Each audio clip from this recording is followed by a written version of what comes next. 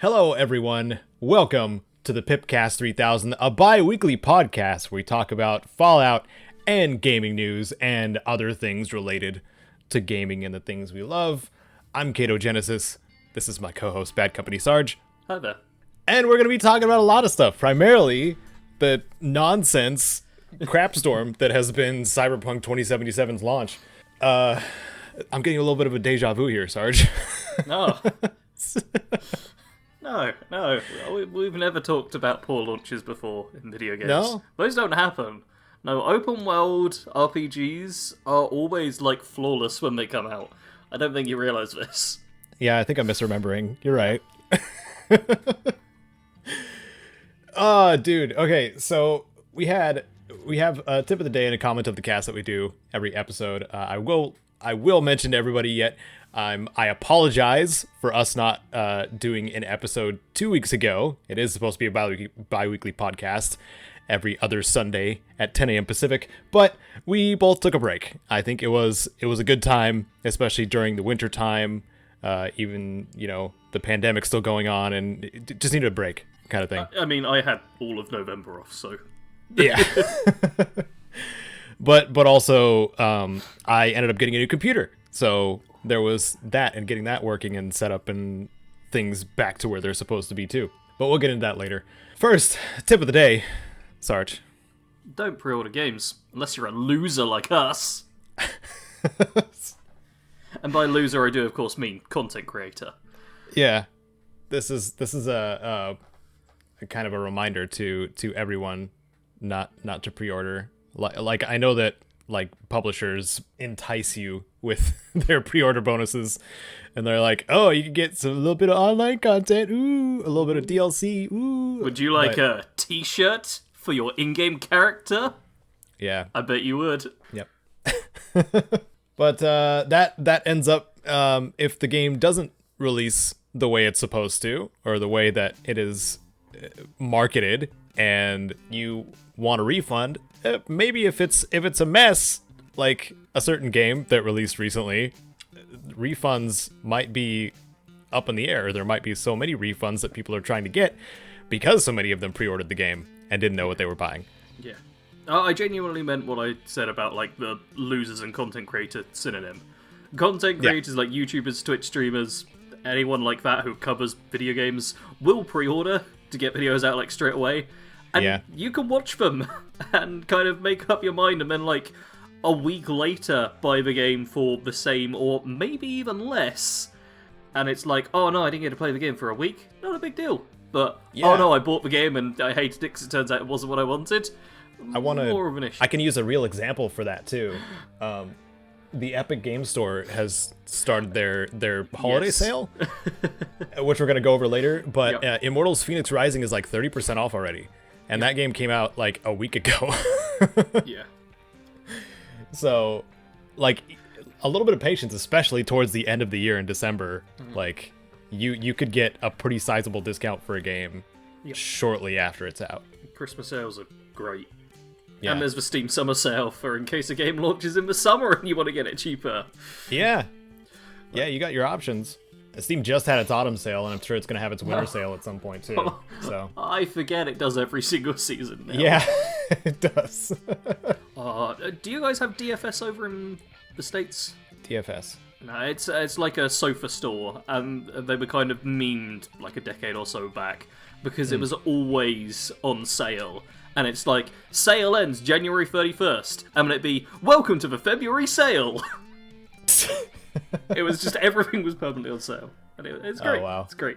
Yeah. I know we do have stores that do that, but yeah. Right, yeah. I worked at a store where everything was always on sale.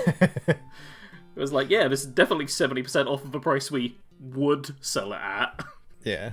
But before we get into what kind of news we're going to be covering, might as well go into the comment of the cast, which was from Sean B, referring to our last topic. For anybody that remembers, we were talking about how to make the Fallout radio better. Or how to improve it, and our thing was community added and then developer curated music, community offered, community made kind of thing. And Sean B said, great idea, Fallout fan community submitted songs is a great idea. And So that's just like an ego stroke, basically. Yeah. Yep. We're right. Haha. Yep. Thank you for the comment, Sean. Thank you for the encouragement. Yep. Well, we need it at times. And so we have a ton of news. We're gonna have like a main news topic and then a main Fallout topic. I think that's kind of the direction we were gonna go because Cyberpunk is huge. We're gonna want to cover that first. Then we'll go into a little bit of extra stuff related to the Game Awards, things going on with Bioware, the Epic Game Store stuff, something Apple released that is really stupid. A Caedo rant. It's gonna be a Caedo rant, and something Square Enix did that for its employees, it's pretty awesome. And finally, our Fallout topic, which is going to be related to the Steel Dawn update and the Brotherhood of Steel, old versus new. I don't think we had really done that as a solid topic during this Pipcast. So there's 2 versions of the Pipcast, by the way. The one with me and Sarge that's reached 50 episodes. This is episode 50, by the way. Yay, go us. And then the one with Tony Mo. That was the origin of the Pipcast. OG Pipcast. Yeah. So let's just get into the news nonsense that's Cyberpunk 2077. Yep. A lot has happened. a lot has happened. Do you want to pick a starting point? I mean, I was updated on it like this morning. That's kind of how much.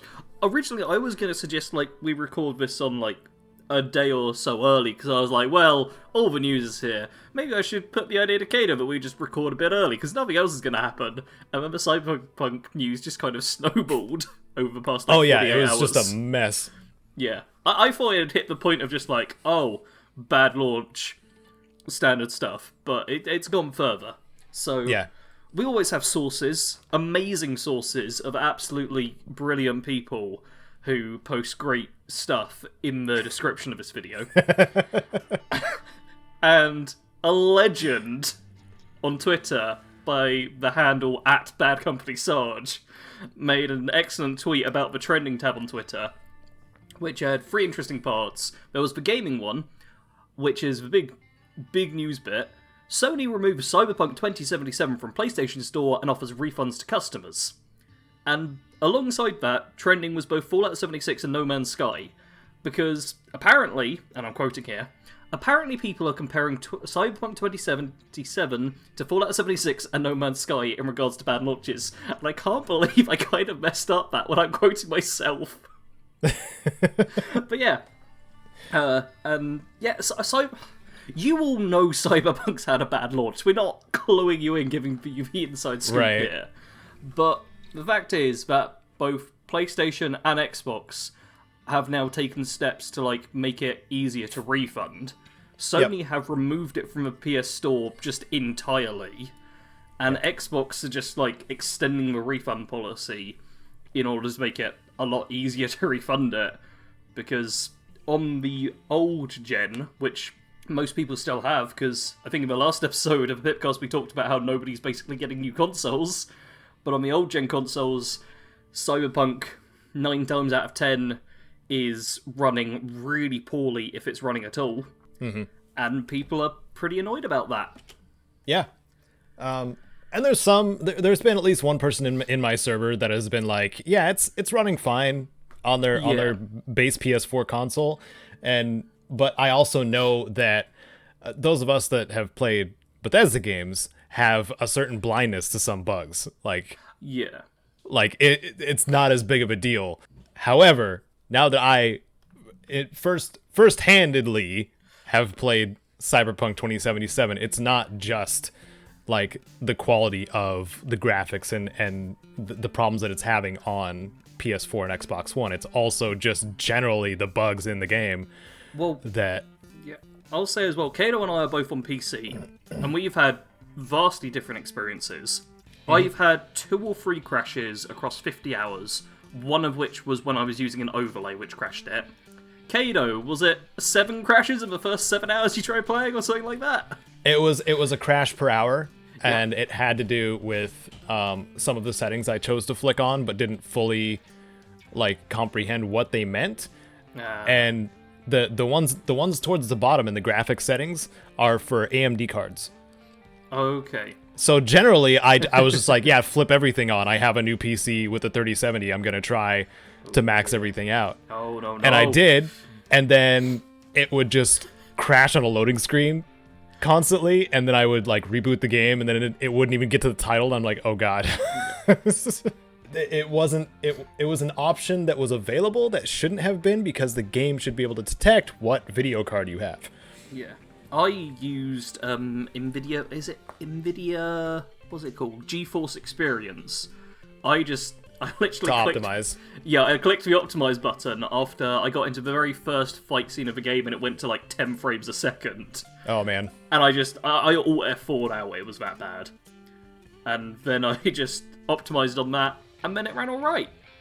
I still experienced tons of bugs. In fact, the last time I tried playing on my main character, I had a very frustrating thing where I went to park a car, it told me to park a car in my place. As I was parking it, it stopped the car and kicked me out of the car, and where it stopped the car was right next to a wall.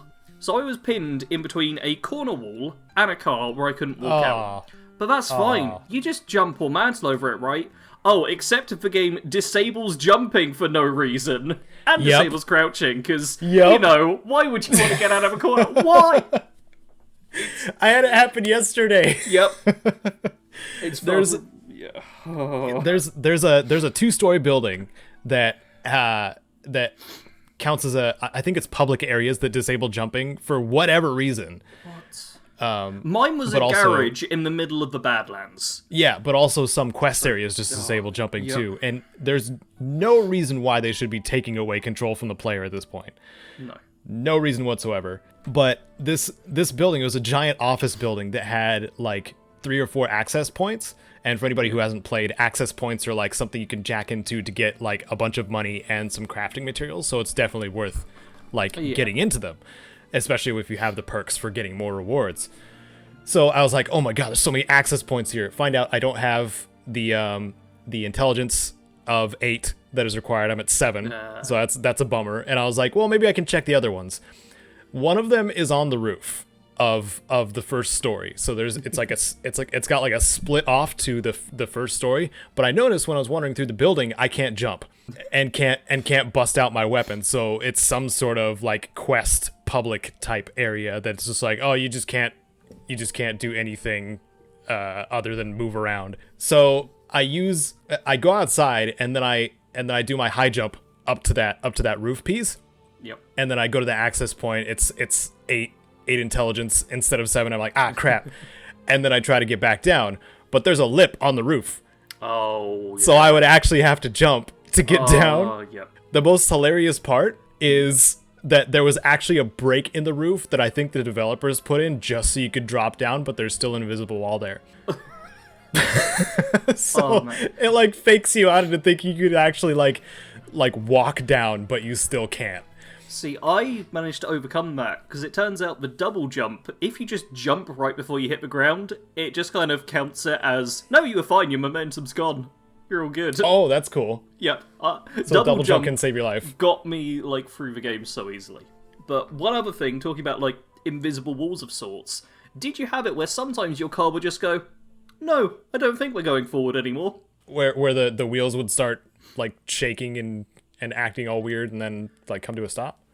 Yeah, where it just basically locks up, stops accelerating, goes to 0, and then if you try and drive forward, it just kind of wiggles and doesn't go anywhere. Yeah, I've had cars and motorcycles do that. Yep. I had that when I was 2 kilometers away from something out in the middle of the Badlands, and it was literally just a straight road all the way there, and the vehicles would not go forward, so I just held down W, sprinted, and just did that for like 10 minutes or however long it took me. Wow. Yeah, because the game was just like, oh no, your car's decided it just has disabled itself on this road. I was gonna say there's a lot of bugs that break immersion, for one. Probably the taking control away from the player thing is just so obnoxious the further you get into the game. Yep. Some people might be okay with it, like if you're just following along like the very linear thing that they're trying to get you to do. Yeah. But some of us like to loot when we're talking to people or listening to them and stuff like that, and you have to actually like go into settings, especially if you got to crouch to get something. You got to go into settings and turn it on to hold to skip dialogue. Stuff, yeah. Instead of tap to skip, because otherwise your crouch button will skip dialogue. It's dumb. I've got to say on the whole thing of like taking away player control, this isn't. I'm not going to like actually point out a spoiler, but there is a point in the story where you are in a room and you're basically told, "Oh, if anyone comes to the door, just blast it away with a shotgun. Do not open the door."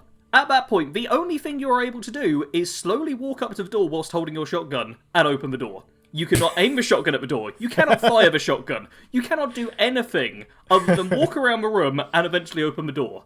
And the game just sits there with the person knocking on the door and you being told not to open the door and to shoot it, with no option to not open the door and shoot it. It is... Yeah. At that point, it should just be a cutscene. Yes, a cutscene would have been a million times better. And genuinely, bugs for me are not my biggest issue with Cyberpunk. I can get by them. Like, I've talked about the worst ones already.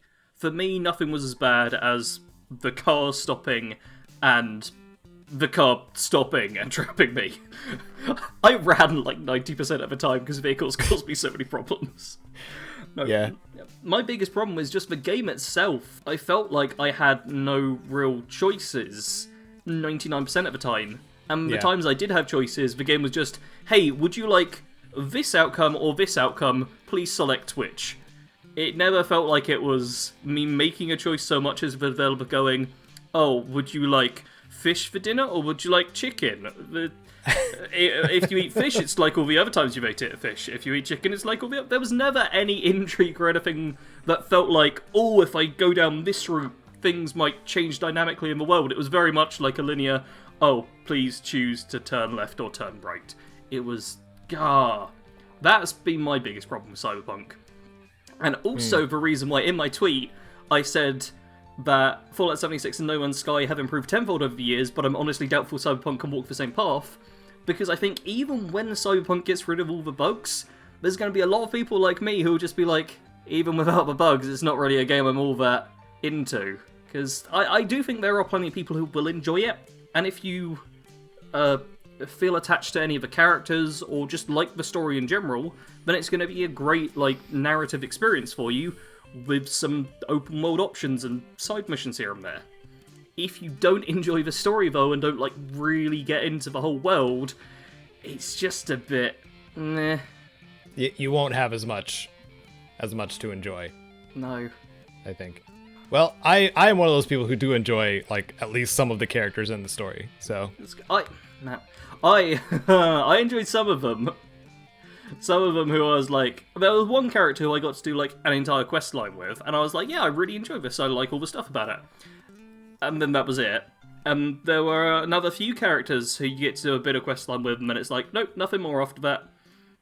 And I realised, because I boosted up a new character, because I'm planning on streaming the game briefly, I boosted up the game, and I realised what I wanted from Cyberpunk is the montage it shows you right after you meet Jackie Wells in the intro. After you've done either the Nomad, Street Kid, or Corpo starting mission. Yeah, it's the same. Yeah, you get a montage of you're meeting his family, you're kind of getting integrated into Night City, you do some brawling in bars, you start doing your first jobs, you kind of build yourself up and eventually get an apartment, and then it puts you into the game. And I'm like, whoa, hold on. You just showed me the entire game I wanted to play. And you just put me at the end point. Hey, you've got an apartment and everything's going pretty well for you, so just do the story, please. And I'm like, no. I want to go up from the ground level, nobody knows me, to the point of, yeah, I've got a baller apartment in Night City because I'm a badass and really worked my way up and fought for this. So you want to know what I think happened? What? I mean, I'm sure you know what happened at this point. But, okay, I think each of the life paths were meant to be tutorials of their own, which would go over the tutorial stuff in their own way, but all cover all of it. Because you see when you get that first job with Jackie, he hands you a data shard with a tutorial on it. Yep. A terrible tutorial. He's like, check out VR and learn stuff. So what I think happened was they were too ambitious and like I guess didn't have enough time for each of the life paths to actually do that entire like what they montageify. Yeah. And they were only able to do it for the street kid, which is why they're showing scenes from like a street kid hanging out and working with like Padre and hanging out with Jackie and stuff like that. Yeah. What I think happened is that the life paths were too ambitious, and they were just like, okay, we're gonna make it like just a prologue with like an hour's worth of gameplay, and then have the more important tutorial bits happen during the first mission. Yeah. Instead. Which is annoying because some of the tutorialized stuff is now just all over the place or missing. And I learned that by playing other life paths. They don't give you the full driving tutorial in the Nomad life path choice, but I think like if you take any other choice, like when you get the driving controls, you get like more shown, which is just ridiculous. Street Kid gives you pretty much nothing in terms of tutorials I found. Yeah. You just kind of, hey, walk to place, go through pretty linear dialogues, and then montage. Yeah. That's it. And it kind of gave it away that the montage was Street Kid because you talked to Padre during the during the Street Kid thing. Padre's one of the fixers in the game, the ones who hook you up with jobs. It's just so ridiculous. What I did enjoy, because I don't want to crap on the game the whole time, even though it's really, really easy. What I really did enjoy is the sound design when it worked, the music, and the character building.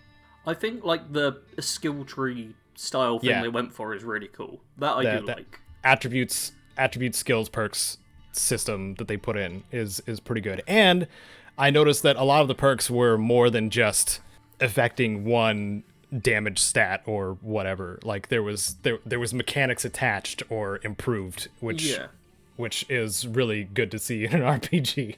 Yeah, there's some cool specializations to go down. Although apparently the level cap is 50. And I don't know how you're really going to get to 50 in this game unless you go very, very slow. Like, super slowly. I am at level 44, and on my main character, I'm level 44, and I have done pretty much all of the story stuff and quite a few of the side gigs and crime reports, and See, I think I ended the story at like level 37, maybe level 38, because I got to the point where all of the side jobs I was doing were just Radiant Quest style stuff. I did like everything that was actually had like a story attached or anything like that, and then it was just like, oh, okay, go to this place and kidnap this person or assassinate this person. I thought they were Radiant too, but they're actually not. They just seem like they are. I know they're not actually Radiant, but they're all very similar. Like, you get like basically a text with all the background information, and then you can have a short conversation with people, and that's like the extra flavour to it. And I was just kind of bored of that, because mechanically they were all pretty much the same. Especially for me, when it was just like, oh, well, I can one-shot kill people with my sniper through walls. Cool, I'm just going to do that, I guess. Oh yeah, level design too. We talk about level design. I mean, it's a city. Level design for like each mission I'm talking, like okay. I mean, you have multiple approaches and they're all considered in each level. I didn't run into a single encounter that was like, oh, you just can't do this, there's no other way you can do it. It was like, oh, you can't get past this locked door, or you can't get past this like closed shutter. Hey, why don't you try going over this way? Yeah. There was never a spot that stopped me cold. So I get like serious Deus Ex vibes from that, and being like, they did consider during each of the sets of mission designs for those levels the characters built, which I really, really, really appreciate, and more games should do that. That is a good part about it. There's definitely like a few options to get into like every building pretty much that you can get into. Yeah. Now we can go back to crapping on the game. Yeah, I was gonna say I would have liked more of that in like the actual narrative, if they'd kind of given you a few more choices on each mission.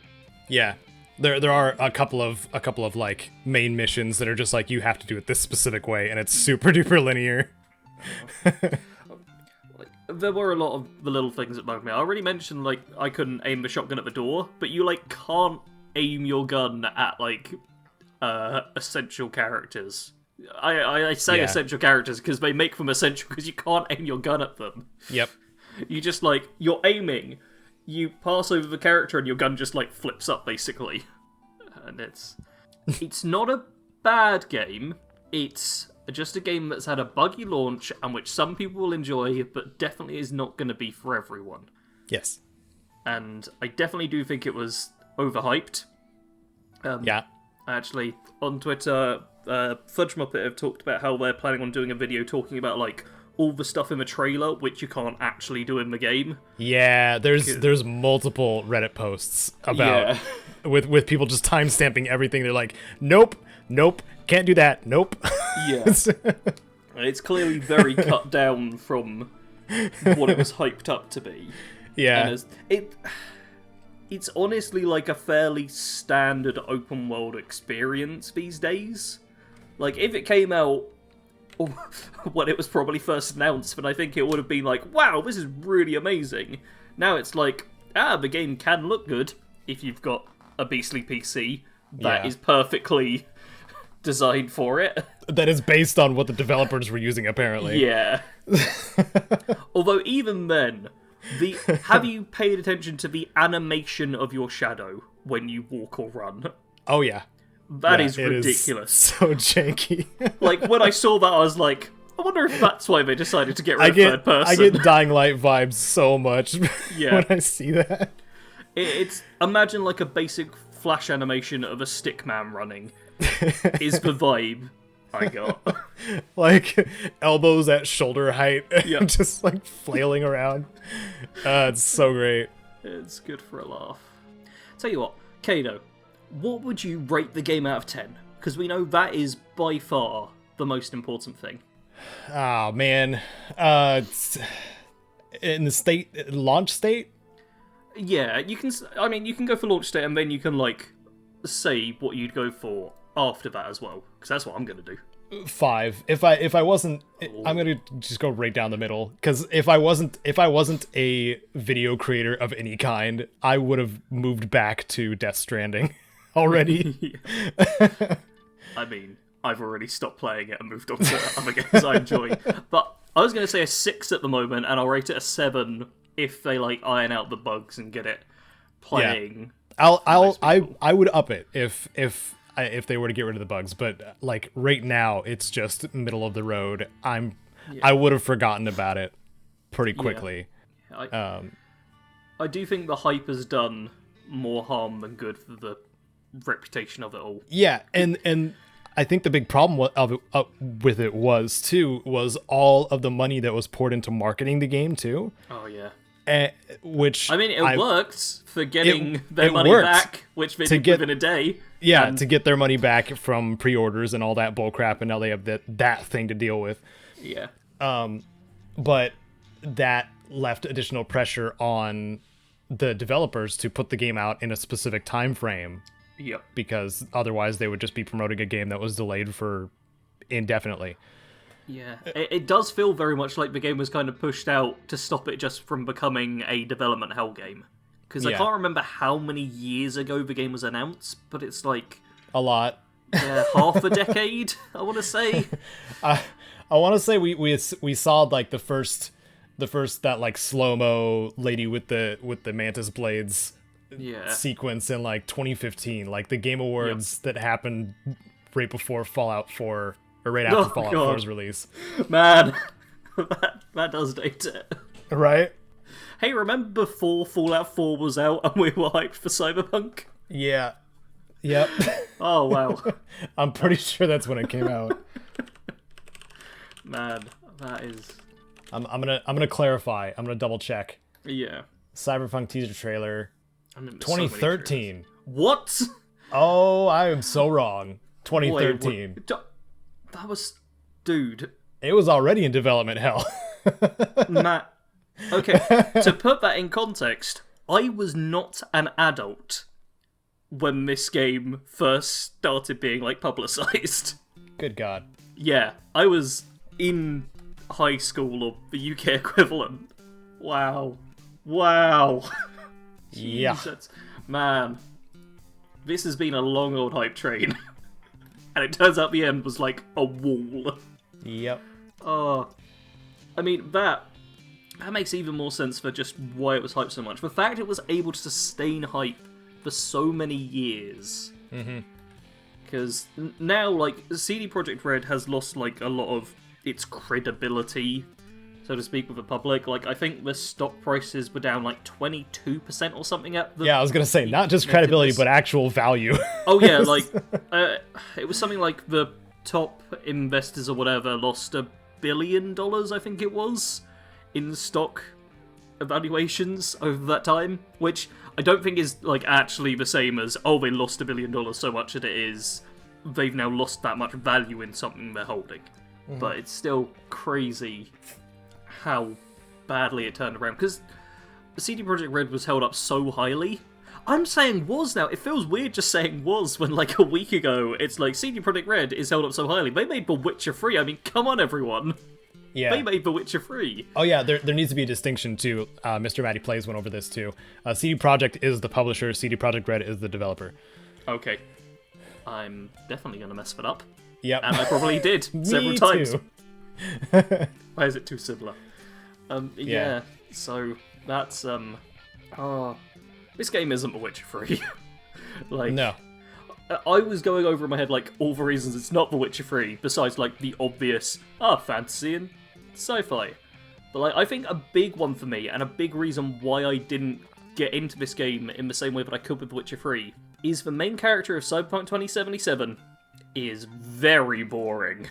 Mm-hmm. Like, you play as V, who manages to not be like a Skyrim or old school Fallout character of just like a blank slate you can put yourself into, and also doesn't manage to be like an interesting RPG character like Geralt from The Witcher. He manages to not do either of them, which is the worst you can really get.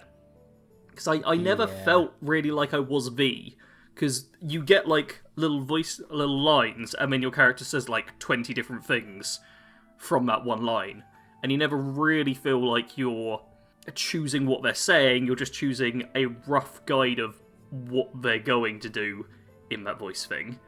But because they don't have like an established personality or anything, you don't get attached to them either. It was I'm just complaining now. I'm just complaining, Caedo. I can't help it. Is there anything else? Okay, I want to say one more good thing about yes. what came out of Cyberpunk 2077, and that is its strategy guide. I had no idea, again, until Mr. Matty Plays mentioned it, that there was a strategy guide for this game, because I thought strategy guides were basically dead. Like, after like so many people on the internet had been creating guides and the wikis being useful and stuff like that, the guide business is not doing good. And Prima, for example, is like they're all digital at this point, and they're mainly just doing like online blog article type stuff at this point. Like it's super sad. But Cyberpunk got its strategy guide through Piggyback. Piggyback I am not terribly familiar with, but I have a couple of them. I just haven't really thumbed through them much. Yeah, it's next to me. Final Fantasy VIII guide. It's a good one. Yeah, and they...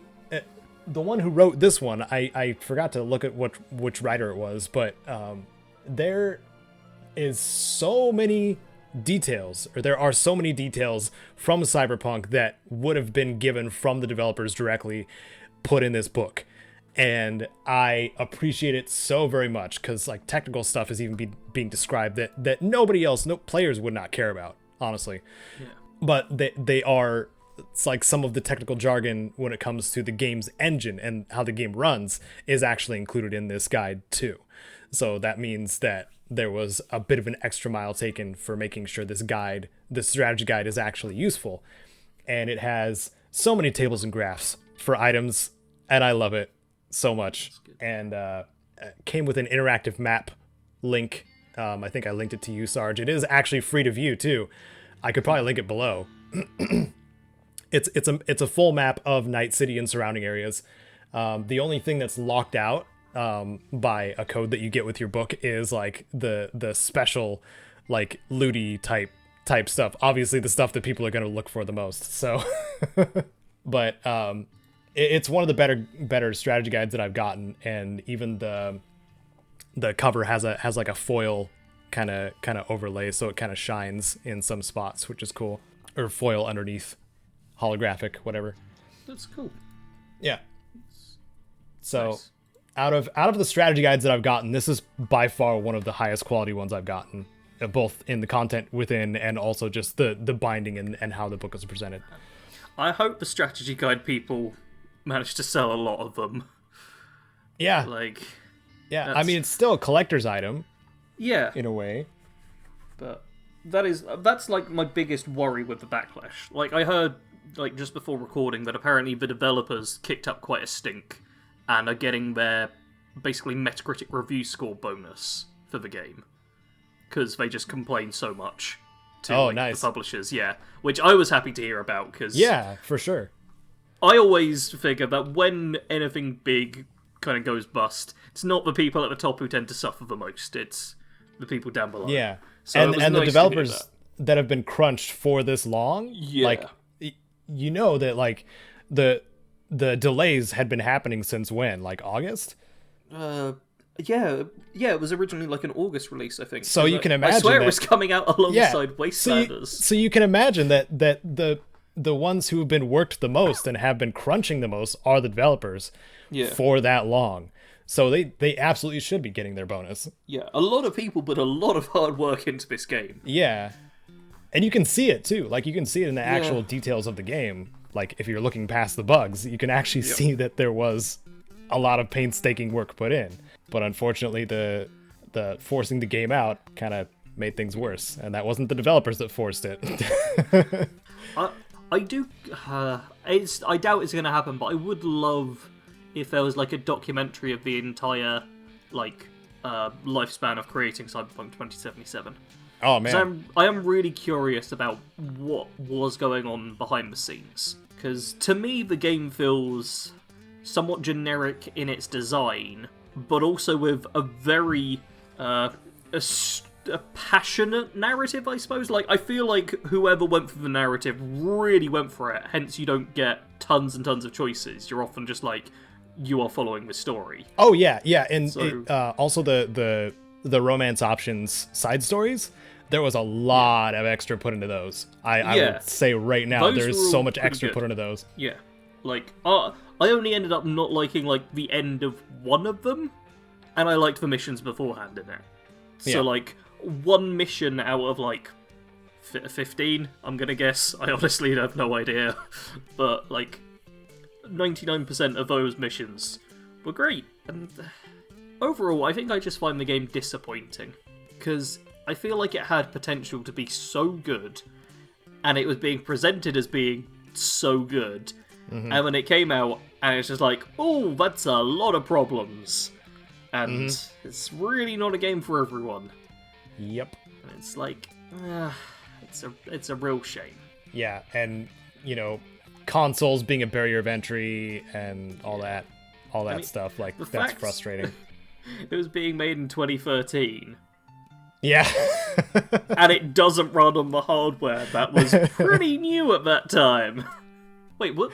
When did the Xbox One and PS4 come out? PS4. 15th of November 2013. Wow. Yeah, so the brand new consoles that year, pretty much. I'm gonna check Xbox One, but I bet you it's not gonna actually give me an Xbox One. Oh no, 22nd of November 2013, yeah. So it basically started being revealed just before or alongside or in the same year as the consoles it cannot be well played on for a lot of players. Yeah. Man. That's frustrating. Yeah. I feel like it's got to be a big development hell thing. Yeah. Because there's no way they're using the same stuff that they were when they first were working on the game. Oh, we finally have we run the topic out? I think we're just going to sit in silence for a moment. Just Let us all feel a bit sad. Hey, let us know in the comments below, what's your experience with Cyberpunk been? Because genuinely people are enjoying it as well, and I do want to make that clear. Yeah. Like, I'm still playing it while I'm trying to, like, motivate myself to make stuff on it. And I'm being told I should be making stuff on it whilst really not wanting to play it. But hey, if you showed up to my stream yesterday, which is happening this evening of recording, maybe change my mind. Who knows? Well, I told Sarge a trade secret, but he already knew it. Wait, what trade secret did you tell me? I've already forgotten it. If it's still gonna be in the news months from now, it's probably going to be searched. Yeah. The same thing happened with 76. Yeah, but 76 I actually enjoyed playing and sticking with. It's also an online game, so there's that. 76, that's something. 76 constantly changes. Cyberpunk 2077 is like a single player thing. Sure, they can add on some DLC in the future, but I feel Which like they the core shouldn't game, for a long time. Yeah, the core game I don't enjoy that much. So, I've played like almost 50 hours at this point, and I'd say 10 hours I enjoyed, like probably about 25 hours with just like neutral, whatever. And then there were about 15 hours I really did not enjoy, and it was frustrating or made me angry, or I just was having a bad time. Yeah. That's how I feel I've had the game. That's not a good ratio. Yeah. Like, it's just not. And I do want to reiterate as well, but it's just me, and this game is not for me.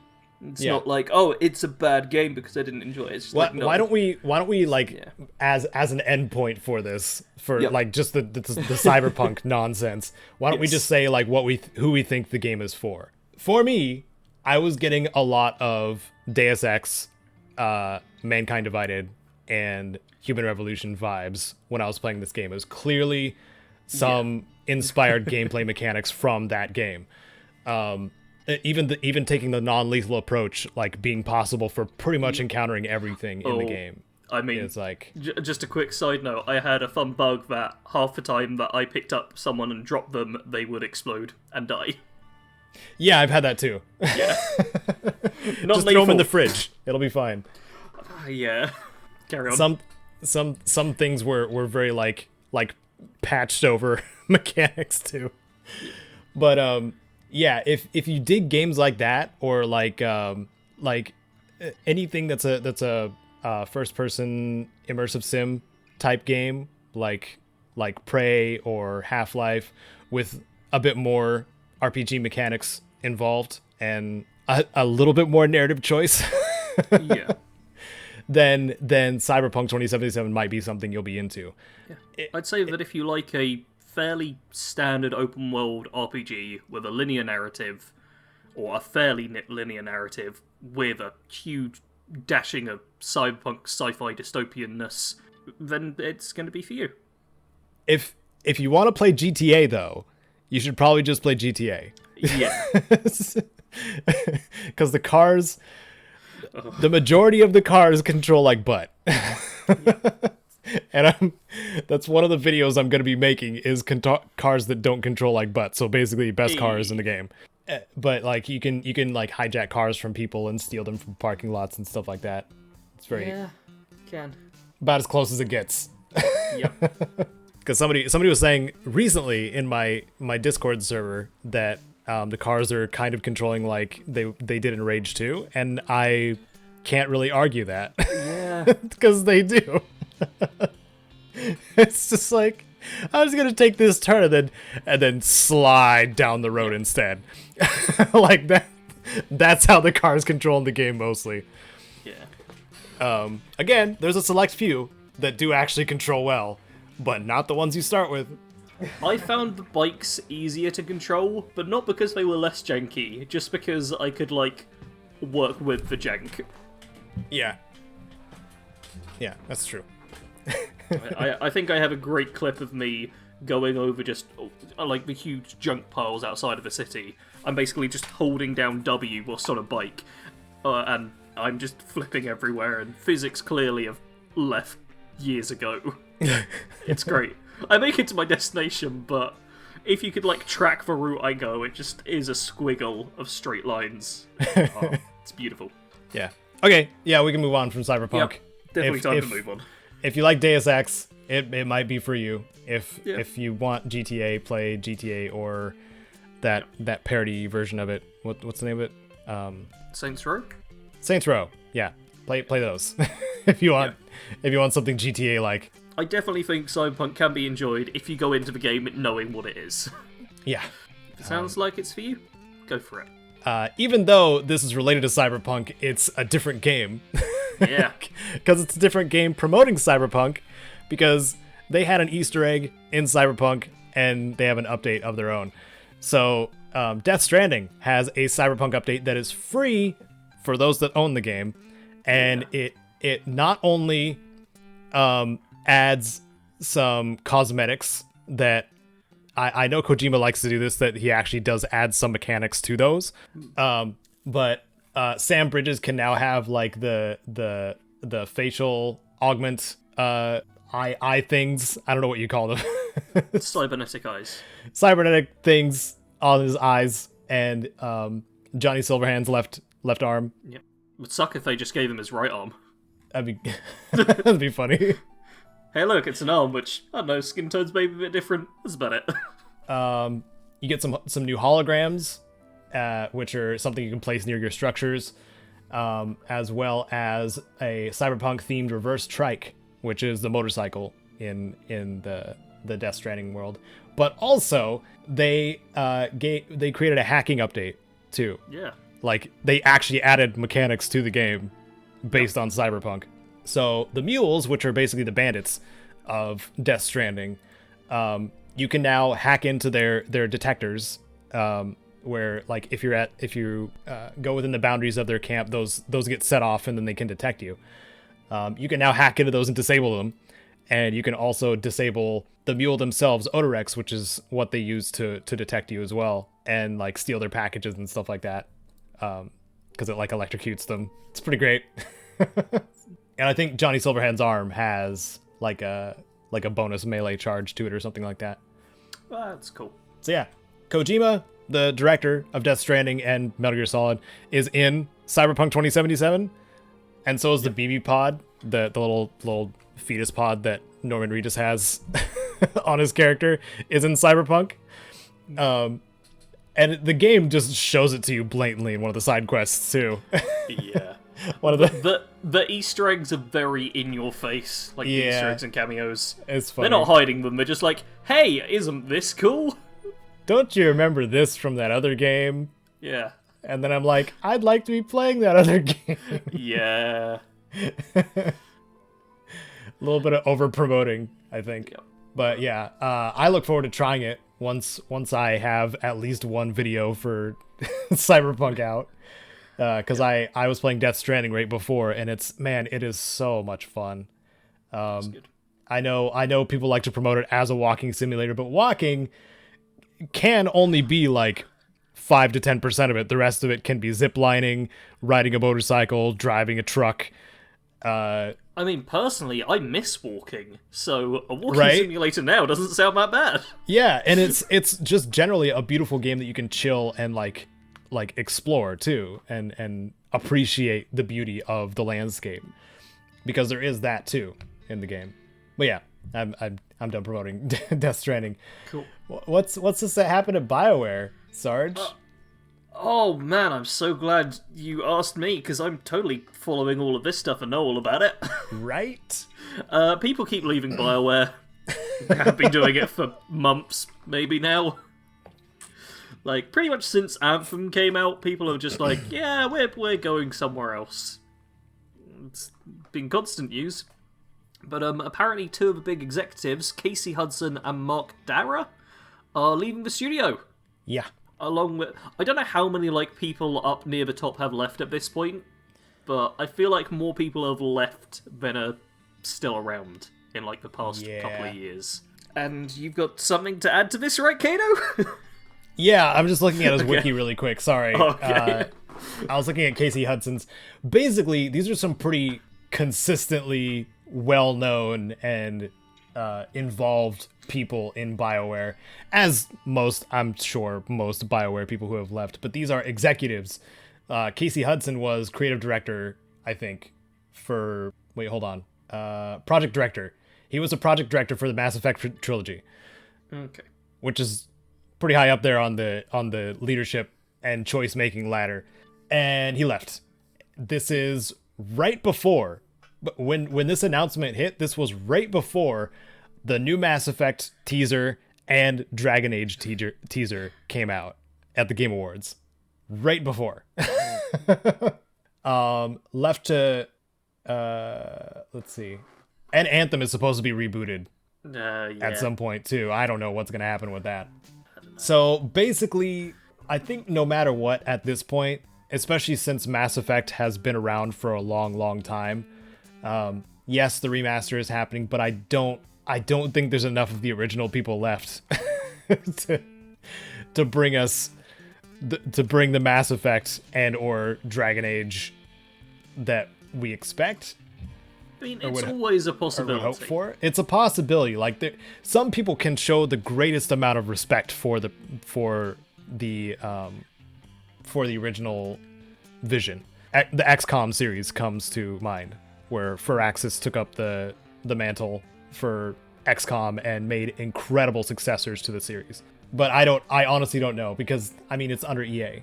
There's going to be some just underhanded marketing bullcrap that happens alongside it, which I imagine is a reason why a lot of the people have left. It may have something to do with working conditions too. Could be that, because Anthem was working condition related. Or just directionless and working condition related. Like, make this game. We don't know what it's supposed to be. Like, if you look into anything about what happened with Anthem, it is just a mess. And I feel so bad for the people that were developing it. Man, we mentioned earlier, like, Fallout 76 and No Man's Sky being compared. But Anthem is kind of like the game that had a bad launch and hasn't come back from it at all yet. Yeah. Like, No Man's Sky and Fallout 76, to different degrees, have both kind of... They've objectively got better, but both have kind of had a bit of a turnaround. Yeah. But Anthem is still, unfortunately, in that sad space. Purgatory. Yeah. Yeah.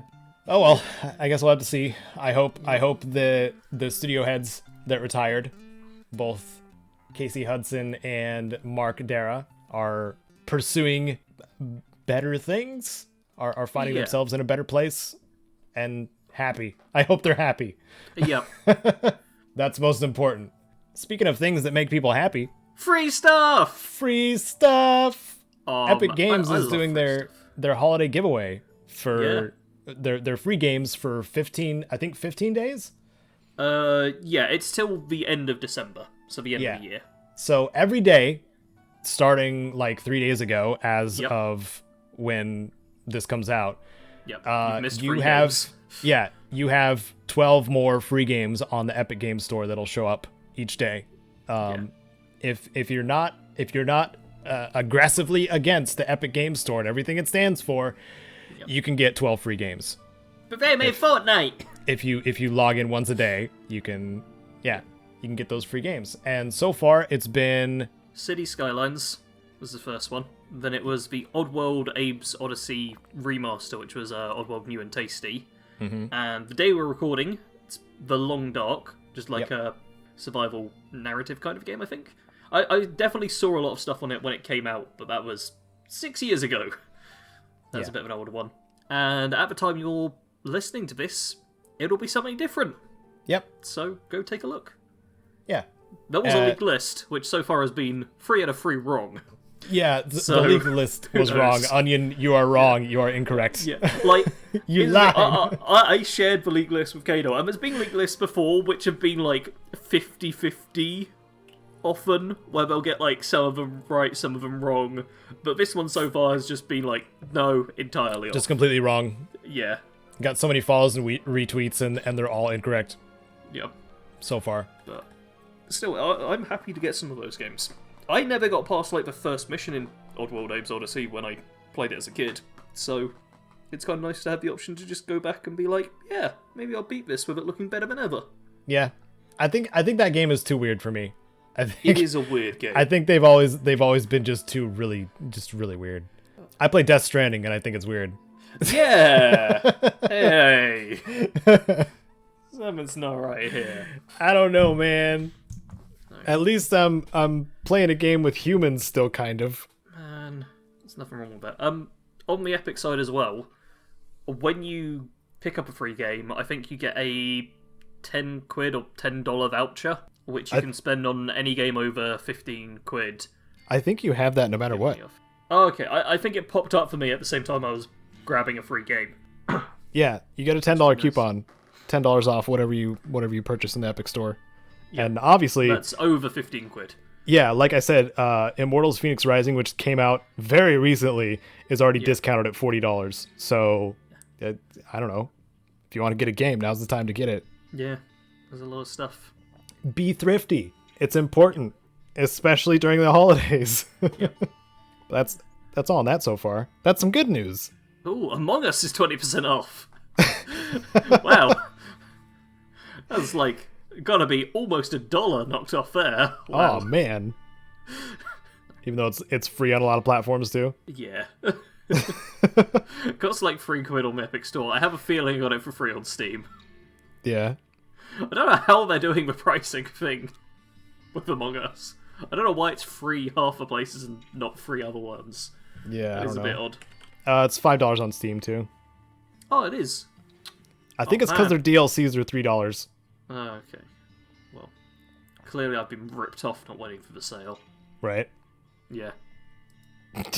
I was an idiot. Don't be like me. Buy Among Us now. Now's the time you should buy it. I'd like to take the time to mention something nobody should ever buy at all. Oh, go ahead. And that would be Apple's overpriced bullshit headphones. Oh, it's Caedo rant time. Yeah! So I'm gonna censor myself during that little intro, because I still gotta keep it clean, but it feels good to swear once in a while. So you know AirPods, right? The little cool little earbuds that you can put in your ears and sport and market for Apple at the same time, and pretend like you're an important businessman or vlogger or whatever. Yep, AirPods, which all the rich kids have. Yep. Budget has never been part of its vocabulary. But here's the thing. They always tend to release items that any other competitor is not just a small fraction of the price. Competitors are like half the price or less. So I went and I was like, what do I compare these to? Like Beats by Dre, which are, still marketed as premium wireless headphones. Yeah. So first, I'm gonna rant and be all over the place, but these are the AirPods Max, which are Apple's AirPod full headphones that go over your ears. They're not AirPods, they're just a set of headphones. Yeah, it's a set of wireless headphones that go over your ears. That's basically it. It's adaptive equalizer, active noise cancellation, and spatial audio. It's a modern set of headphones. The press release, I'm pretty sure the press release also... Wait, let me see if I can find the quote. Oh, yeah, here we go.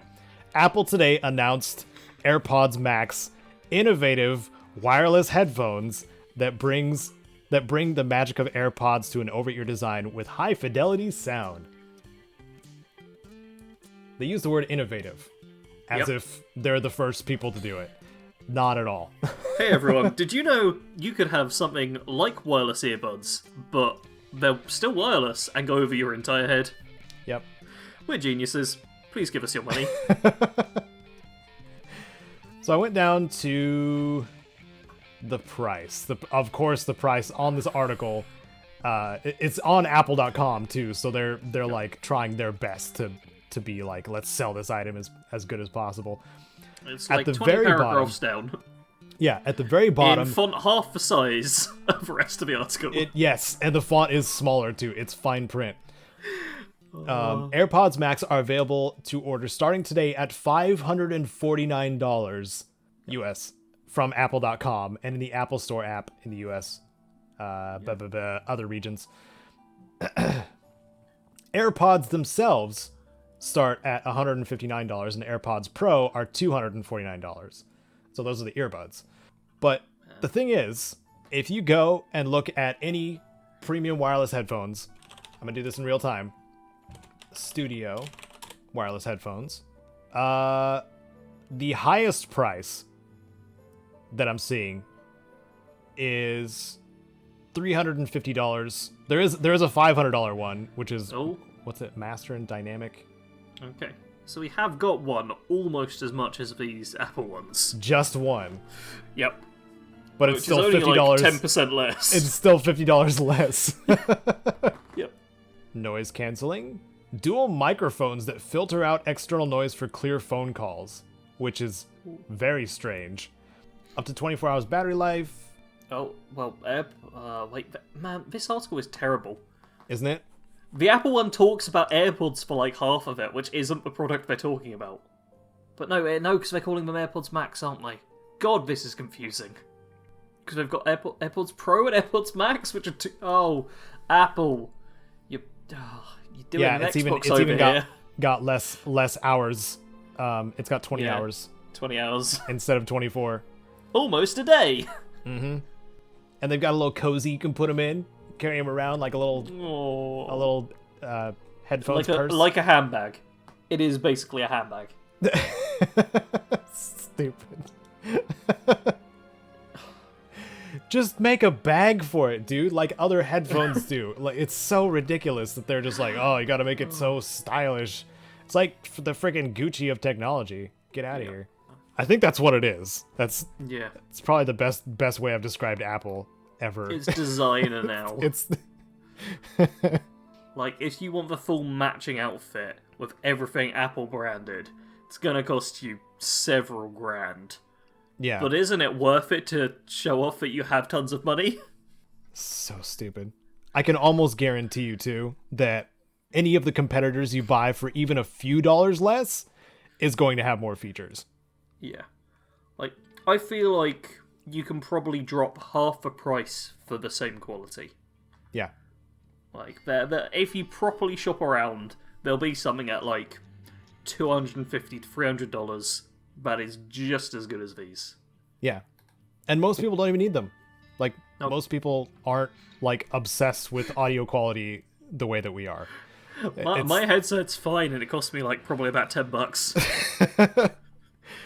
These ones that I have now are, like, the first ones that I actually spent more than, like, $50 on. And it was the patrons that helped me pay for them. And yeah, they do the trick. It's not... They're wired, oh no, but like I don't like wireless delay, so yeah, that's important when you're trying to sync up to things, right? Oh, yeah. Delay's not nice. But yeah, there's Apple's bullcrap headphones thing. I didn't rant too hard about it. Maybe I ranted too much about Cyberpunk and I got tired. Yeah. There's only so much rant left in the tank. So maybe we can move on to another developer discussion, treating developers with respect. What? And also respecting... No, we can't do that. Oh, man. No.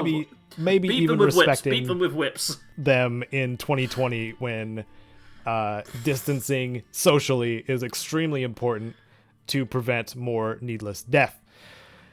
Square Enix, and going past that too, Square Enix has made it possible to work from home permanent as of December 1st. Yay! So as of the beginning of this month, Square Enix now made it possible for their workers to continue working from home even after the pandemic is essentially over, which is awesome. That is just a cool thing for them to do. I'm not the biggest fan of Square Enix and their decisions on some things, but this is nice. I feel like it is a thing that does just make sense. If people are now... If they've proven they can be productive while working from home, then there's definitely ways to cut costs by not having people come into the office. Oh, yeah. Like, yeah. The modern working world is very much kind of kicking itself in the feet every once in a while with so many different things that are done. But it always seems to be the case of, oh, but we'll be giving employees like more freedom if we do this thing, and if they abuse it, then that'll be bad. Matt, my first ever job, I got to work from home because the employer was like, oh man, we're having to pay for your train travel and it's quite expensive, so we're just going to have you work at home for half the time and then bring back the equipment. And I was 18, fresh out of school at the time. Like, there was an employer there who was willing to trust me, someone with no real reason to trust, straight away, and they saved themselves like 150 quid, I think, or something stupid, because you can make smart financial decisions if you're willing to trust your employees, and I hope more companies do. For real. I hope so too. Yeah, it can work out for everyone. Just requires a little bit of trust. Maybe that's what CD Projekt Red should have done at the start. Everybody work at home. So everyone come in and crunch, please. I honestly don't know how what they did for that side of things, so I'm not gonna make too many assumptions. I'll make the assumptions instead. They beat everyone with a stick constantly for the past 7 years. No. That's how the game came out. Gosh dang it. Talking about games coming out, many games have done and continue to, and they get awarded for doing so. That's right. And thankfully, probably everybody gave a sigh of relief when Cyberpunk came out so late that it couldn't be nominated. Yeah, man, for the Game Awards. Up until it came out, I was thinking, well, surely that's going to be Game of the Year. Yeah. So yeah, the Game Awards came out. Yep. And we learned that The Last of Us Part 2 is Game of the Year, and it triggered a lot of people, I'm sure. Yeah, Game of the Year and Best Game Direction and Best Game Narrative. Direction. Yeah. Like, it's the top 3 entries on the site. Yep. I mean, pretty much, there's very little variation in what was nominated for each 3 of these. Like, Ghost of Tsushima, Hades, it had Best Final Audio Fantasy Design VII too. Remake, and Last of Us Part 2 are all in those 3 categories. And Best Performance. Man. Laura Bailey is Abby.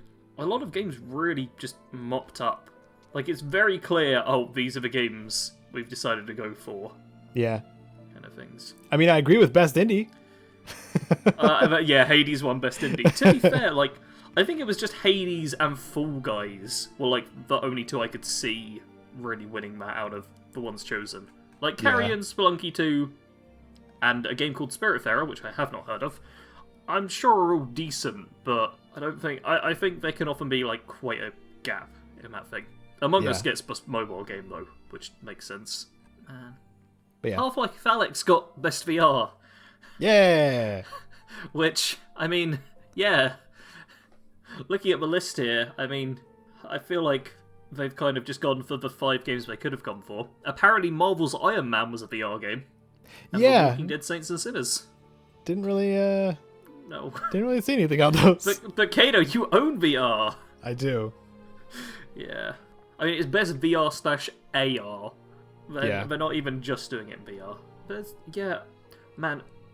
There's, like, not that many games nominated and so many things, like, Final Fantasy VII, Last of Us, Hades, all of them have got, like, multiple awards. Mm-hmm. There's very few games which just come in and, like, scoop up one. Like, you really have to go to the more niche stuff of, like, best sports/racing. Then you get Tony Hawk Pro Skater. And, they've done the Content Creator of the Year again. And for once, I recognise one of the people and 2 of the names. Mm-hmm. I don't recognise the person who won it, though. Yep.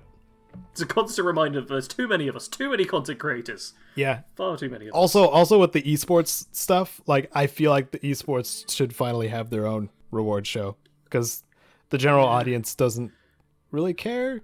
I don't want to speak for everyone, but I don't care about esports. No. I mean, the further and further you scroll down the Game Awards page, the more likely you are to just be out of your depth. Yeah. Like, I get to the halfway point and then I'm like, cool, I don't recognise anything anymore. Yeah. I'm glad a bunch of games got nominated. Hope it does well for them. Good on you for getting some recognition. Mm-hmm. But, of course, the awards themselves aren't the only thing that are shown at the Game Awards. No, they're not. we get to see brand new games or brand new trailers, premieres, as they like to be like, oh, world premiere, brr, kind of thing. So I wrote down a couple that I was interested in, but we already talked about a couple of them already. Mass Effect and Dragon Age 4 both got revealed. It's a Mass Effect teaser, something involving Liara. That's all we know, which is one of the characters from the original trilogy. And then Dragon Age 4, which was like just shown as a, I don't know, like kind of a Dragon Age montage type thing, and Yes. just promoting the next whatever Dragon Age something. Apparently, the elf god dude is back. That's Oh all yeah, I picked up. that's right. Yeah, they did a big reveal of a character for that too. Yep. And probably the one that has been getting the most traction after the Game Awards is Back 4 Blood, which is the Left 4 Dead successor by the original developers. Yeah. It's basically Left 4 Dead. It's basically but Left 4 Dead. they don't have Left 4 Dead under them anymore. They don't have the property. Yeah. Yeah, they don't have the property, so they're like, hey, Back 4 Blood. Yeah, definitely not Left 4 Dead. Yeah. Left 4 Dead, I think, is still a Valve property. So Yeah. So they had to make their own thing and make it different but also familiar. So It's Mackie Moose. yeah. Coming in to say hi to all the childs. So I look forward to that, actually. I'm looking forward to being able to play, a brand new Left 4 Dead with friends and see what happens. It's honestly not the kind of game I jump on, but I also think it's like a really good idea considering how long it's been since Left 4 Dead 2 came out. Oh yeah, it's been a very long time. There was other games, but I looked through somebody's list of game reveals, and they excluded some, so I didn't get all the ones that I was interested in. But please well. Post an angry comment about the game we didn't talk about, which we should have. Yeah. If there's anything that you were excited for that you saw, like Sephiroth got revealed as a Smash character nobody saw coming, which is amazing. And also, when they revealed Sephiroth's gameplay, they also revealed three new Mii fighters, which was Barret, Tifa, and Geno from Super Mario RPG, which is pretty cool. As well as, showing off Sephiroth's moves, but then they said you can pre-order the Sephiroth character pack, but if you do that and then you defeat him in a boss rush, you can play him early. So you can actually boss rush Sephiroth, and if you complete it, you can play as Sephiroth before he's actually released, which is pretty neat. That is quite cool. So get good, and you can play as Sephiroth early. I think that's a cool way to do it. Yeah. But yeah, that's all our news so far. the next weeks will probably just be drowning in Cyberpunk news. Oh yeah. So Man, I do not know what the next episode of a Pipcast is going to look like. Yeah, I could see Cyberpunk just like the story not changing at all and us really having nothing other than a quick, oh hey, here's if you can still get a refund update, or I could see it just, I don't know if the snowball that's been rolling has stopped yet, or if it's just going to keep on going. Yeah. I don't know. People got a lot of pitchforks and torches right now. Yay! I could do with some torches. It's real cold in here. Just step into the Cyberpunk subreddit for a minute. Warm myself up. You know who else won our hearts over? Oh, people who do segues that I totally understand and know how to work off of. So Fallout 76 had its latest update about a month or so ago now. Yep.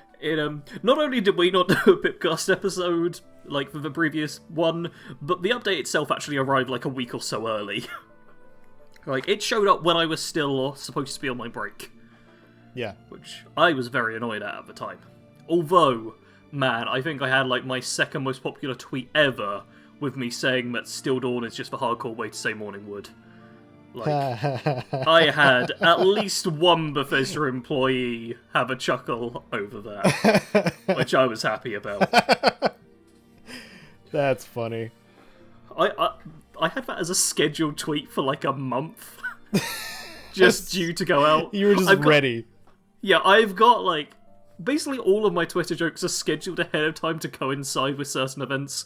I've got one for late January already scheduled, and man, it's all good stuff. But yeah, Still Dawn came out, and a big kind of theme of it is our topic, which is Brotherhood old versus new, because Fallout 76 is obviously set like in the earliest of the Fallout games. Yes.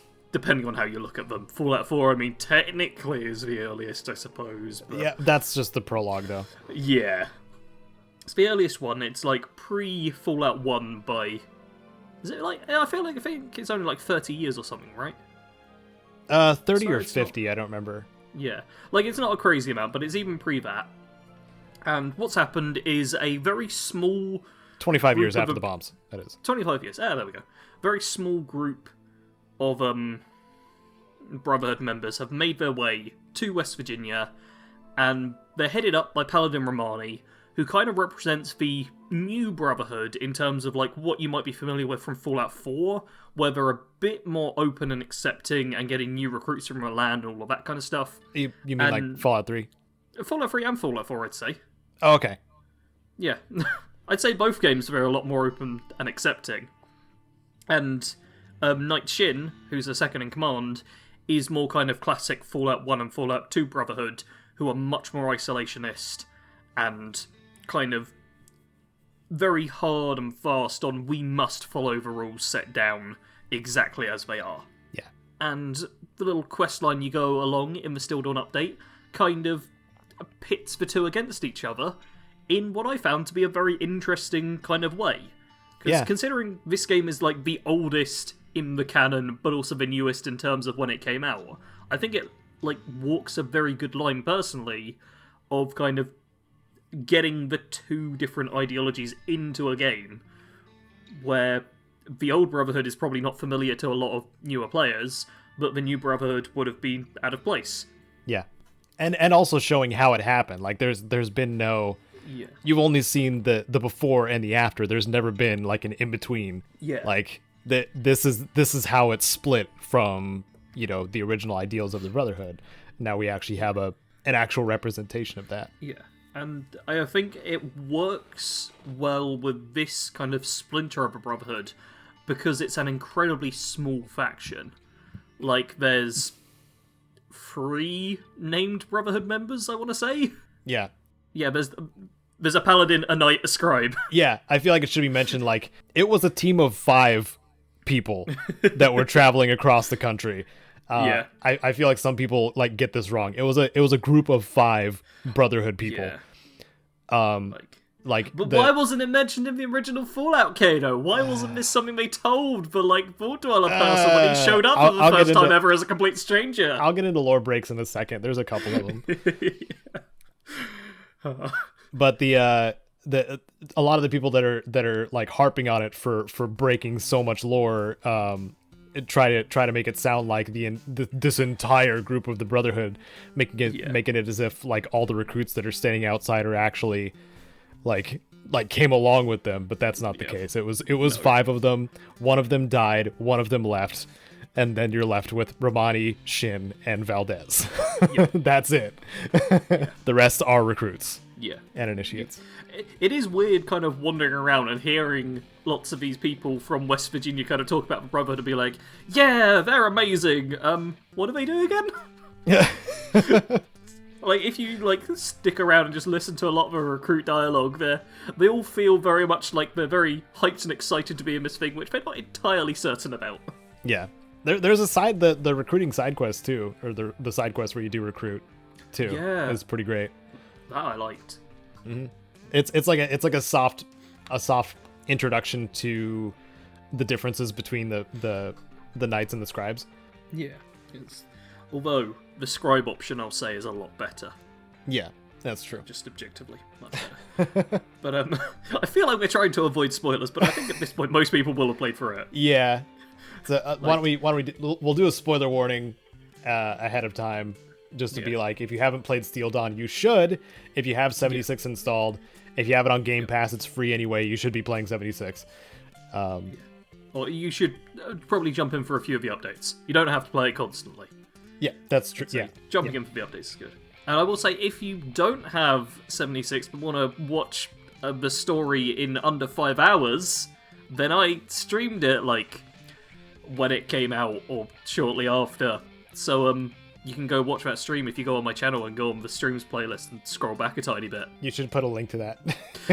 I'll make sure to send Caedo the link so you can pop it in. It was a good live stream. I got drunk at the end. And it was genuinely a lovely live stream. Like, it was the best kind of return I could have to the platform. Oh, good. And I'm looking forward to more live streams because I have some lovely people in my audience. Yeah, you do. Yeah. Back to the Brotherhood, though. Mm-hmm.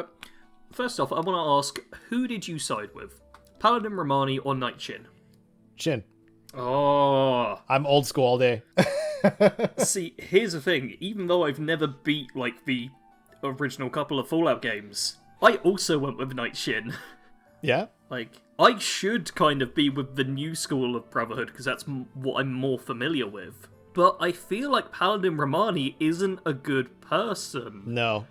I feel like Night Shin is, yeah. So, okay, spoiler warning at this point. Yeah. Spoiler warning, because we will slip up, but Paladin Romani, it's not just that she wants a more open Brotherhood so it can survive and thrive. It's very much a case of, we're going to completely cut ourselves off from the old Brotherhood who were in charge of me, and I'm going to be at the top of this new Brotherhood I'm creating. Yeah. It seems like, at least from the outside, it's self-motivated more than just saying like, oh, we want to help the community, we want to help West Virginia, but it's like, nah, I'm doing this because I want to, kind of thing. Something that I love, though, is you can't be 100% sure it's just selfishness. She kind of backs herself up with things where you're like, yeah, that might be true. Yeah. But I don't know it is.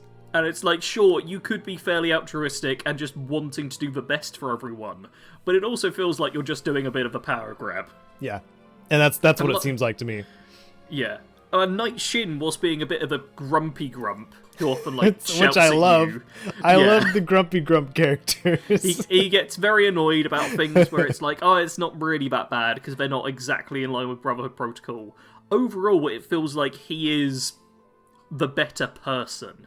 Mm-hmm. Like he's a through and through soldier, and he'll obey his orders perfectly, but he's also just doing them because he believes they're right.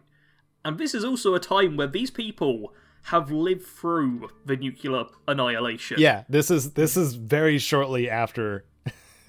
These people are still alive. They are survivors from the Great War, not just emerging from a vault or yeah. Their life hasn't just been, oh, this is how the world is. These are people who remember an America which was quite nice and former pleasant. Military too. Yeah, it adds a whole new dynamic to it. Yeah, and I think it makes sense for these people to kind of go with the Brotherhood and kind of like, yeah, we shouldn't let technology get out of hand because we barely survived the last time it did. Yep. I do like what they're doing with the 76 story overall. Yes. I'm just gonna say they're taking it down a good path. The no NPCs at the start was a gamble which they kind of lost on with the community, but the way they're structuring it from this point is interesting. Like, I think there's real value for the overall Fallout community to get from the path that 76 has taken. For sure, and I think it's one of the best ways they could have done it too. Even though I'm still under the impression that NPCs were planned from the beginning. Yes, I 100% believe that. I think the backlash... The recovery... Yeah. It's an interesting storyline, in theory, to get to experience a world where everyone has left and then they slowly start coming back. Yeah. But I think people were just like, hey, there's no characters here. Screw you. It's like, it just didn't land. Yeah. Which was a shame. Because it was a good idea, but the execution could have been a lot better. Yep. Especially being told before the game was out there's no human NPCs didn't work with how the game was designed for so many times of, oh, are you going to uncover this person? It's like, no, I know I'm not going to. They're dead or they've left.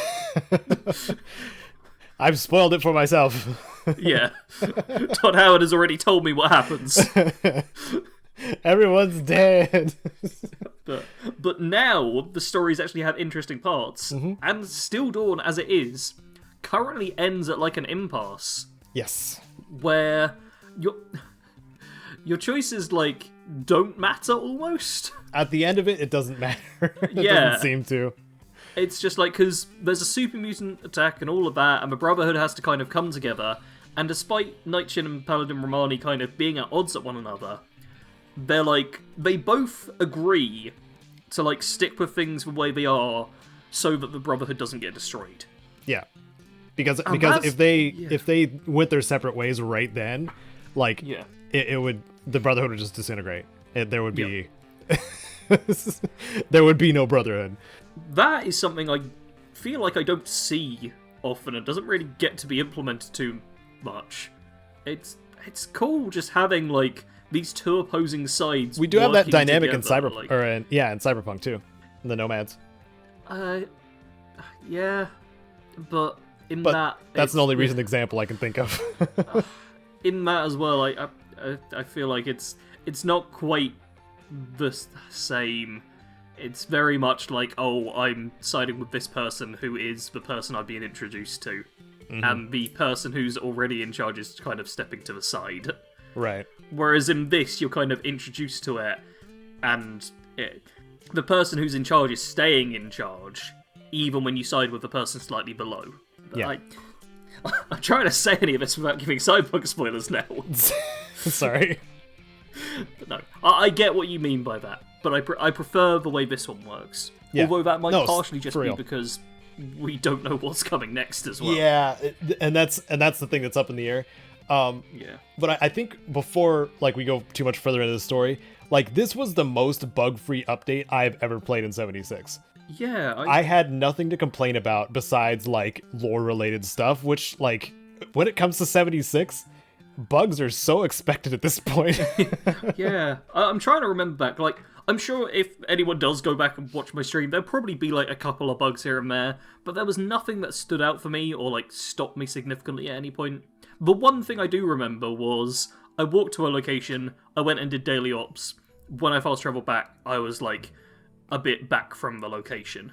That was like the closest thing to a bug, I suppose, that I can think of from it. Back from the location, like I was one location over.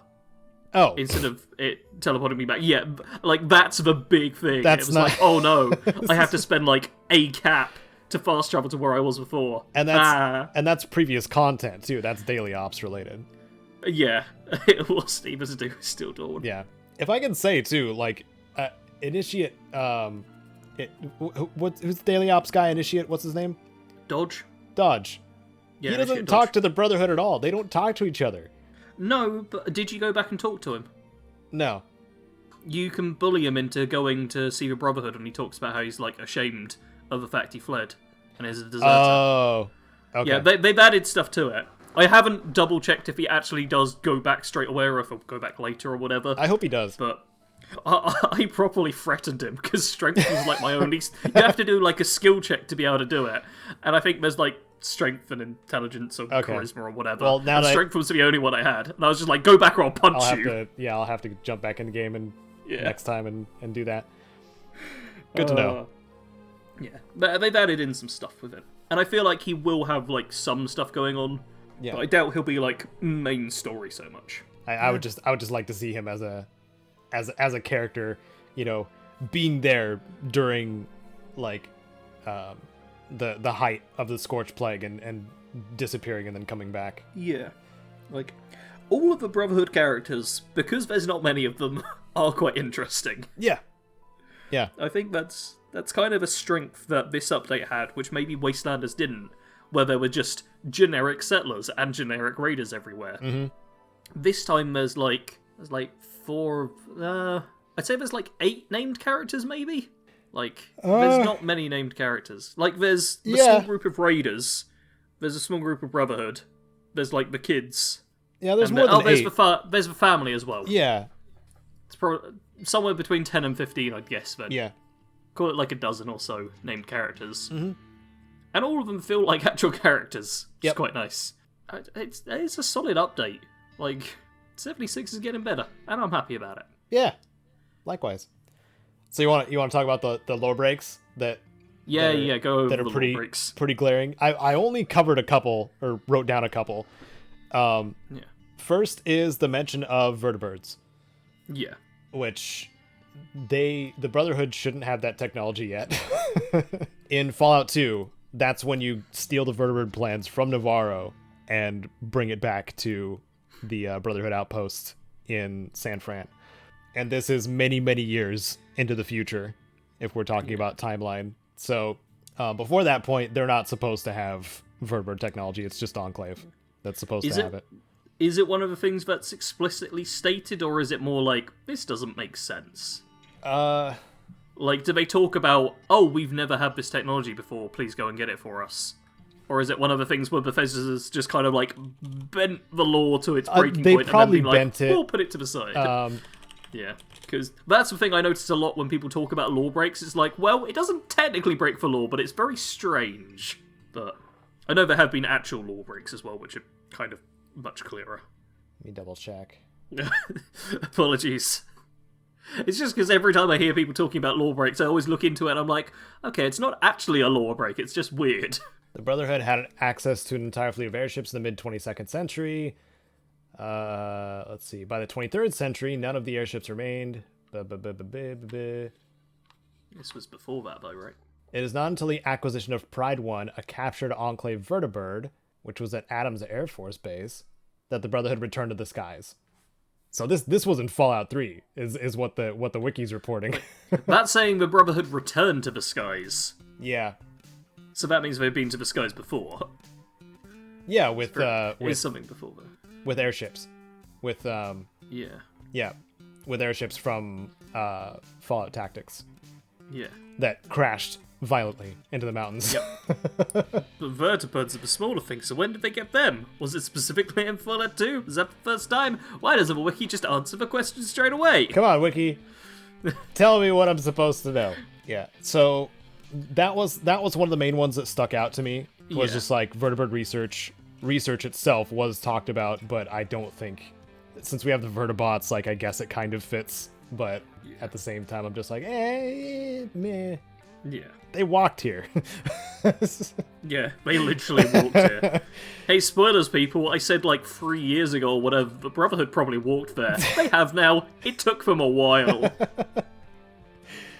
They were in power armor, which helps, but, you know. Yeah. I literally have my video, Why Fallout 76 Will Be Successful, which I'm still getting comments on nowadays from people who don't actually watch it going, wow, you were so wrong. When I talk about, like, basically what exactly has happened with the game. But, no, I literally said in that, hey, maybe the Brotherhood will just walk to West Virginia. That's literally, like, my counter to it all. And it's literally happened. Yeah. I mean, that was an explanation for Harold, too, in a lot of the games. He's in most of the games up until Fallout 3, where he is essentially dead. So you can let him live. Yeah, you can. You get cool. But you should burn him with fire. No, don't burn him with fire. Yes, burn him, make him suffer. No, stab the heart so you get the cool perk. But that gives you more armor. So he screams. I don't want to hear him scream. It's very terrifying. I need the screams of my enemies and my friends and of everyone to sustain me. I remember how horrifying it was. I remember exactly the moment that it happened, and I'm never going to do it again. I think I did do it afterwards, but only for an experiment. But it was horrifying. I'll never do it again, unless I decide to do it again. Unless I did it again. Anyway, the other lore break that I heard through dialogue was them referring to the area they came from, New California.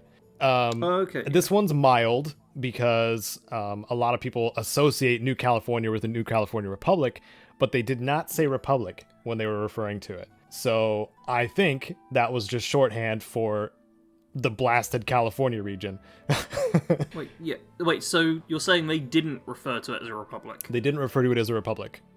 That shouldn't that be correct? Yeah, it should be, but it's used as an argument, so I just wanted to point that out. Wow. I thought there was going to be more to that. No, not really. Oh, man. That's it. That's all I ran into. Okay.